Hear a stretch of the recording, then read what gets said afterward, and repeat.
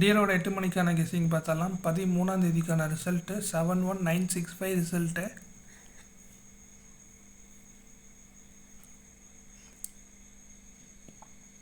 நம்ம கொடுத்த கெஸ்ஸிங்கில் ஆல் போர்டில் 5 பாஸ் ஆகிருக்கு, சி போர்டில் டேரெக்டாக 5 பாஸ் ஆகிருக்கு.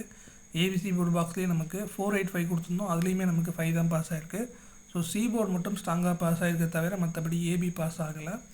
ஸோ 14ஆம் தேதிக்கான கெஸ்ஸிங்குள்ளே போயிடலாம்.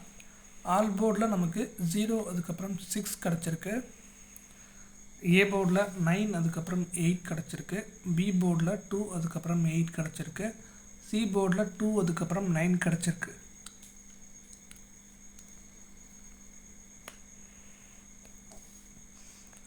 ஏபிபிசிஎஸ்சியில் 2992 2882 கிடச்சிருக்கு. ஏபிசி போர்ட் பாக்ஸில் 298 அதோட பவர் நம்பரான 743 கிடச்சிருக்கு.